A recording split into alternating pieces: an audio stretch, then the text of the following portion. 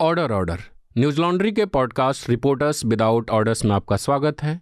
मैं हूं बसंत कुमार और आज पॉडकास्ट में बातचीत करने के लिए मौजूद हैं बीबीसी हिंदी के रिपोर्टर रजनीश कुमार और हिंदुस्तान के रिपोर्टर अखिलेश सिंह।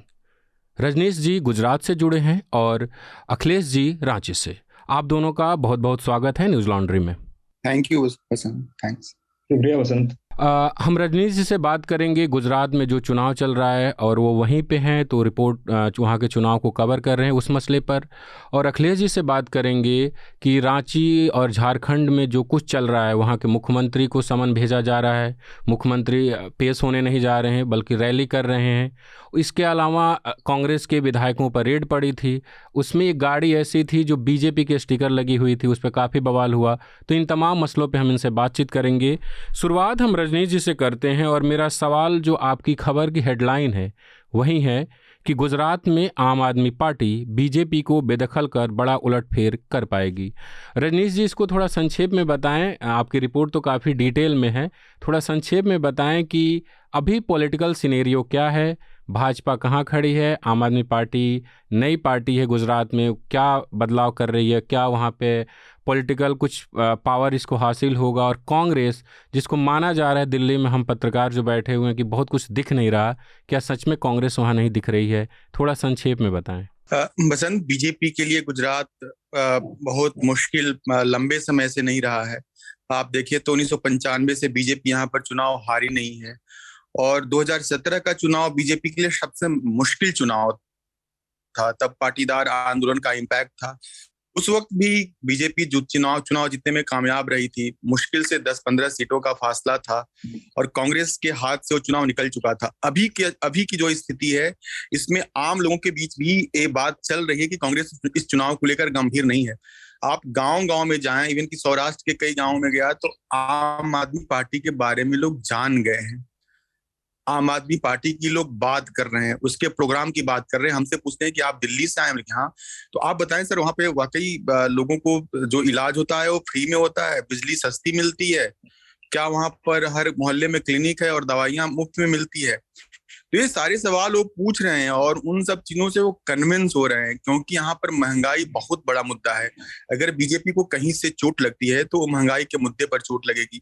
तो इस लिहाज से देखें तो कांग्रेस पिछड़ती जरूर नजर आ रही हो, चाहे परसेप्शन की लड़ाई हो या फिर ग्राउंड पर जो आम लोगों के बीच चर्चा हो रही है, इस लड़ाई में कांग्रेस बहुत मुखर नहीं दिख रही है।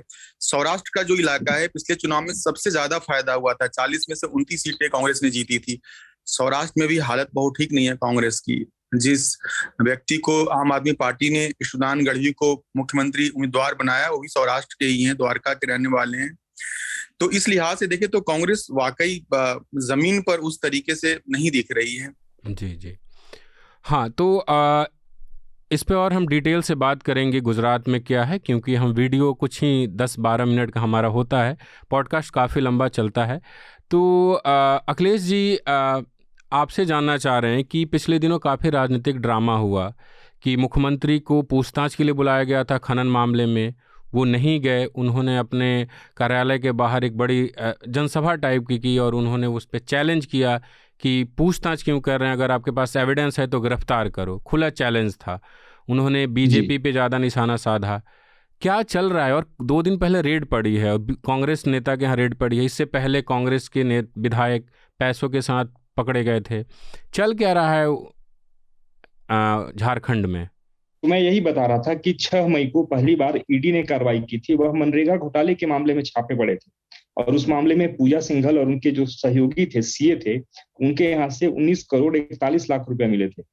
पैसे की बरामदगी के बाद मनी ट्रेल की जब जांच शुरू हुई, तब ईडी ने यह बताया कि यह पूरे पैसे जो थे वह खनन से जुड़े हुए थे। यानी जो खनन सचिव थी पूजा सिंघल, उनके और खनन के जरिए उगाही के ये पैसे थे। और बाद में ईडी ने प्रेस रिलीज जारी कर यह बताया था कि जो पैसे बरामद हुए थे वह कई सारे ब्यूरोक्रेट्स और जो पॉलिटिशियंस हैं उनके हैं। और ईडी ने अलग से एक मामला दर्ज किया जो अवैध खनन से जुड़ा हुआ था साहिबगंज में।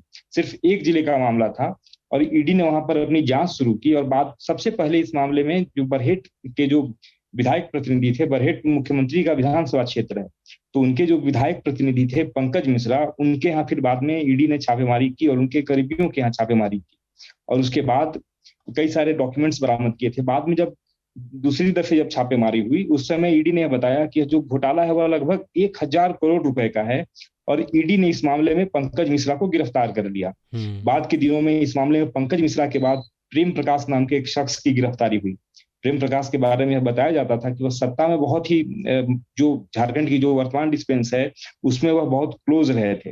हालांकि उसके बारे में चर्चा यह भी होती है पिछली सरकार थी रघुवर दास की सरकार थी, उस दौरान भी वह काफी एक्टिव रहा था प्रेम प्रकाश, और शराब के ठेकों से लेकर जो मिड डे मील की सप्लाई होती है, एग्स की सप्लाई होती है, उसमें वह जुड़ा रहा था। तो इस मामले में प्रेम प्रकाश की भी गिरफ्तारी हुई और ईडी ने इस मामले में जो चार्जशीट दायर की है उसमें सीधे तौर पर मुख्यमंत्री के नाम का भी जिक्र किया है और यह बताया है कि इस पूरे मामले के जो मास्टरमाइंड हैं वह एक तरह से झारखंड के मुख्यमंत्री हैं।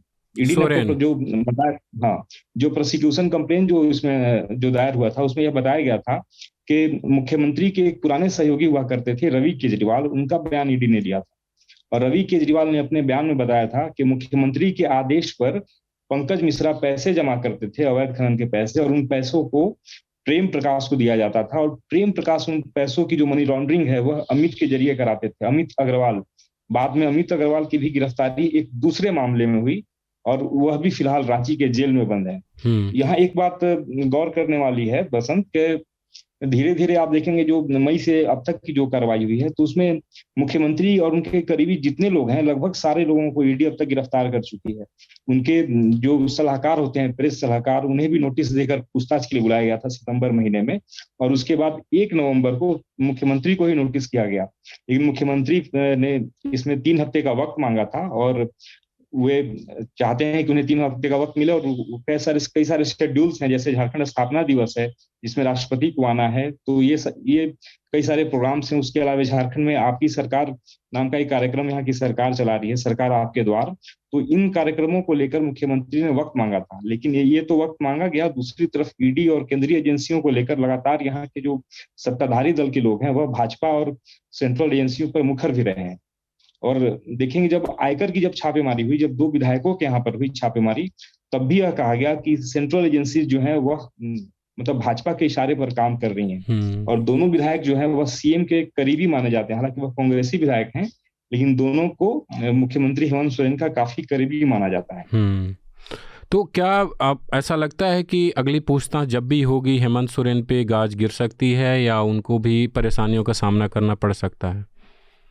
देखिए, उनके बरहेट के विधायक प्रतिनिधि फिलहाल जेल में हैं और जो ईडी ने जो चार्जशीट दायर की थी उसमें बताया था कि राजनीतिक संरक्षण में पूरा खेल हो रहा है अवैध खनन का। तो एक तरह से चार्जशीट में बिल्कुल यह इशारा किया गया था कि सब कुछ जो है वह मुख्यमंत्री सचिवालय से हैंडल हो रहा है और मुख्यमंत्री के जो प्रतिनिधि थे पंकज मिश्रा, वह सारी चीजों को संथाल परगना में हैंडल करते थे। उसके अलावा मुख्यमंत्री के हस्ताक्षर वाले 2 चेक मिले थे, ब्लैंक चेक मिले थे, उसका भी जिक्र इन्होंने किया था। और एक बहुत महत्वपूर्ण छापेमारी यहाँ पर 25 अगस्त को हुई थी। जो हेमंत सोरेन के परिवार के जो सीए हैं और जो झारखंड मुक्ति मोर्चा के जो सीए हैं उनके यहाँ पे, तो उनके यहाँ से भी कई सारे डॉक्यूमेंट्स मिले थे जिनको ईडी ने काफी महत्वपूर्ण माना था। तो एक तरह से हम कहेंगे कि मुख्यमंत्री जो है वह ईडी के मामले में जो अवैध खनन का जो जांच चल रहा है उस मामले में घिरे हुए नजर आ रहे हैं फिलहाल। तो रजनीश जी से और अखिलेश जी से हम आगे बातचीत जारी करेंगे। वीडियो में आपको इतना ही मिलेगा। पूरी बातचीत सुनने के लिए newslaundry.com पर जाएं। साथ ही एक बात हम आपको याद दिला देते हैं, जब ये पॉडकास्ट आप सुन रहे होंगे, देख रहे होंगे, तब मैं दिल्ली में नहीं रहूँगा। मैं खुद भी गुजरात जा रहा हूँ गुजरात चुनाव को कवर करने। मेरे साथ होंगे मेरे साथी रिपोर्टर शिव, वहीं आयुष तिवारी और बाकी मनीषा पांडे और अतुल चौरसिया की टीम अभी हिमाचल से लौटी है, वो लोग दोबारा गुजरात जाएंगे। आप सब जानते हैं कि न्यूज़ लॉन्ड्री किसी से विज्ञापन नहीं लेता, ना ही कॉरपोरेट से और ना ही सरकार से। हम आपके सहयोग से काम करते हैं। तो न्यूज़ लॉन्ड्री के सेना प्रोजेक्ट हिमाचल गुजरात इलेक्शन को अपना सहयोग दें ताकि ज़मीनी रिपोर्ट हम आप तक पहुंचा सकें। पूरी बातचीत सुनने के लिए newslaundry.com पर जाएं। We, being an independent platform, depend on our readers, viewers and listeners. Support independent media by subscribing to News Laundry. Go to newslaundry.com, click on the subscribe button at the top and pay to keep news free.